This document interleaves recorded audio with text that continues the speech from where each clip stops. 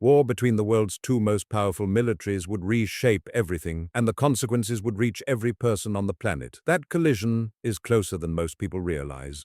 June 2024 brought the most violent incident in a decade. Philippine officials said China Coast Guard personnel boarded and clashed with Philippine resupply boats near Second Thomas Shoal, using knives and an axe, injuring several Filipinos. One sailor's thumb was severed. All of this unfolds in waters where $3.4 trillion in trade passes through annually, where Taiwan produces 93% of the world's most advanced semiconductors, and where China has constructed artificial islands armed with missiles capable of striking American bases. So, what if the US and China clashed in the South China Sea? Before we see how this changes everything, here's a global war you can actually jump into: Supremacy World War III, today's video sponsor. It's a real-time free strategy game where you control armies, manage economies, and clash with players worldwide in matches that can last for weeks. You'll be leading your country against up to 99 other players in real time, mobilizing armies of tanks, jets, and submarines. You can form coalitions or backstab partners whenever it benefits your plan most. You choose whether diplomacy or brute force will let you dominate the world. Season 19, Fractured Domination, just dropped, and I'm hooked. Nations are battling over new control points that fuel the war effort during a nuclear winter. Also, there's a brand new officers system, elite commanders you can unlock and upgrade permanently. Plus, it's cross-platform, so you can play on PC or mobile anytime. And if you use my link in the description, new players get an exclusive starter pack with a free elite railgun unit worth $40. So grab it right now. Click the link in the description to jump into Supremacy World War III and start building your empire. Now, back to the video. China now commands the largest navy on Earth, with over 370 ships, outnumbering America's 296, and by 2030, that gap widens to 435 Chinese vessels, while the US fleet shrinks to around 294. That disparity traces back to shipbuilding capacity, where China outpaces America by a factor of 232 and commissioned 30 new warships in 2024 alone.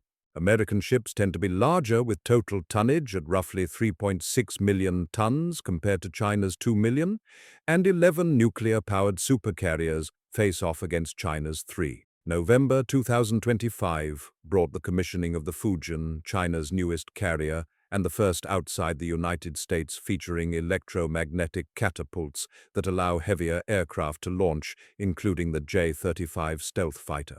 Over 300 J-20 Mighty Dragon stealth fighters now fly for China at production rates of 70 to 100 per year, while America maintains about 142 combat-coded F-22 Raptors with production lines closed for good. None of that matters as much as missiles. China fields the world's largest hypersonic arsenal, and the DF-21D carrier killer strikes ships at Mach 10 from 2,150 kilometers, while the DF-26B Guam killer reaches 4,000 to 5,000 kilometers at Mach 18. American aircraft carriers, the backbone of U.S. power projection for 80 years, may now face destruction before reaching striking distance. China spent the last decade reshaping the geography of the South China Sea by building over 3,200 acres of artificial islands across 7 features in the Spratly Islands. Fiery Cross Reef, Mischief Reef, and Subi Reef each feature 3,000-meter runways, fighter hangars, and anti-ship cruise missile systems, providing overlapping coverage of the entire waterway, functioning as unsinkable aircraft carriers planted in one of the world's busiest shipping lanes. America counters with 56,000 personnel across Japan, 30,000 troops in South Korea, bomber rotations through Guam, and 4 new Philippine bases approved in April 2023 facing Taiwan directly. Every one of these bases sits within range of Chinese missiles, and wargame after wargame produces the same finding, that 90% of Allied aircraft could be destroyed on the ground during the opening hours of conflict. Chinese aircraft incursions into Taiwan's Air Defense Identification Zone jumped from 1,669 in 2023 to 3,615 in 2024, more than doubling in a single year. May 2024 brought Joint Sword 2024A, deploying 111 aircraft and 46 naval vessels, with 82 aircraft crossing the median line, marking the first time the China Coast Guard participated in joint operations with the PLA.